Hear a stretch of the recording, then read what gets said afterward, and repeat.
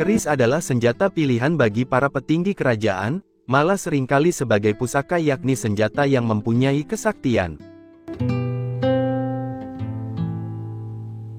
Kesaktian diturunkan ke dalam keris biasanya dilakukan oleh sang pembuat keris atau empu.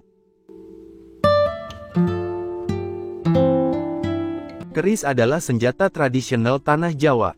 Ciri khasnya adalah senjata yang berkeluk, akhirnya tajam di ujung. Pada awalnya keris hanya berbentuk lurus tanpa keluk. Berdasarkan falsafah dan filosofi maka akhirnya terbentuk keris menggunakan keluk. Ada yang berkeluk 3, ada yang berkeluk 7 bahkan 11, dengan maksudnya masing-masing. Zaman dahulu senjata keris dipakai para bangsawan, yang menunjukkan derajatnya di istana. Babat Tanah Jawa menceritakan, keris pusaka setan kober dibuat oleh Empu Supomandrangi, putra seorang empu di Tuban, Jawa Timur. Seorang empu sakti yang juga membabar keris Nogososro di zaman Majapahit. Supomandrangi kemudian memeluk agama Islam dengan menjadi murid Sunan Ampel, dengan tetap membawa kemampuannya membuat keris. Banyak keris pusaka dibuat oleh Empu Supo, diantaranya adalah keris pusaka setan kober, selain karya monumentalnya, Kanjeng Kiai Sengkelat dan Kanjeng Kiai Nogososro. Keris pusaka setan kober, aslinya bernama Bronggot Setan Kober, dibuat pada awal kerajaan Islam Demak Bintoro. Dan keris tersebut kemudian dimiliki oleh Jafar Sodik atau Sunan Kudus yang kemudian diberikan pada murid kesayangannya Arya Penangsang, Adipati Jipang Panolan.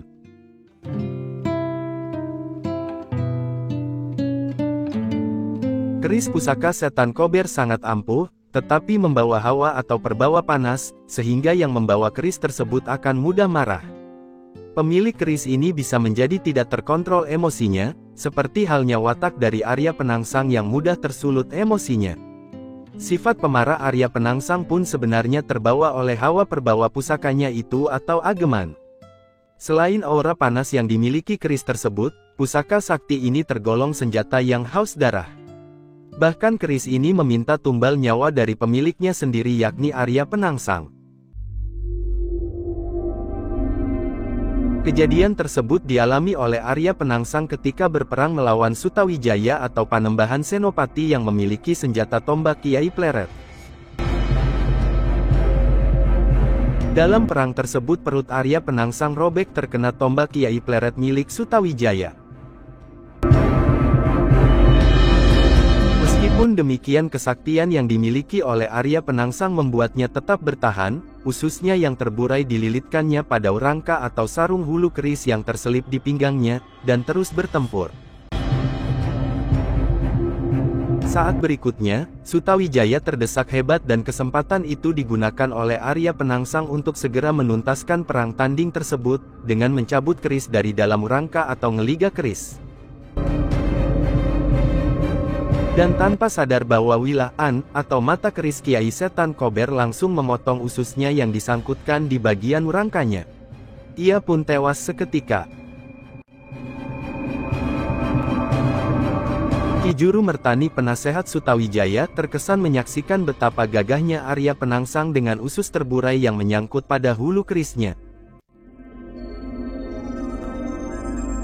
Kisah kematian tragis Arya Penangsang itu pun melahirkan tradisi baru dalam seni pakaian Jawa, khususnya busana pengantin pria. Ia lalu memerintahkan agar anak laki-lakinya, kalau kelak menikah meniru Arya Penangsang, dan menggantikan buraian usus dengan rangkaian atau ronce bunga melati. Dengan begitu maka pengantin pria akan tampak lebih gagah, dan tradisi tersebut tetap digunakan dalam adat Jawa hingga saat ini.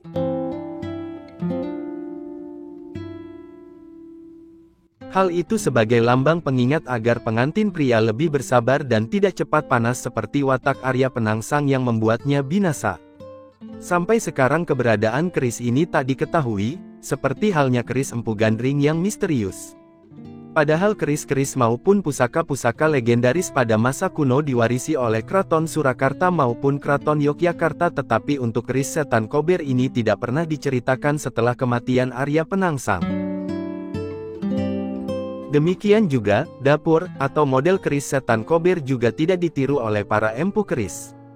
Ada kepercayaan bahwa keris yang telah dipakai untuk membunuh orang-orang penting pada masa lalu sengaja dimusnahkan, karena kalau tidak akan membawa sial dan dianggap telah haus darah. Ada yang mengatakan keris tersebut sudah dimusnahkan agar tidak terjadi lagi malapetaka yang menyusahkan masyarakat yang bersumber dari pemiliknya. Namun ada pula kabar bahwa keris tersebut masih ada dan menunggu orang yang tepat sebagai pemilik selanjutnya. Wallahu alam bisawab.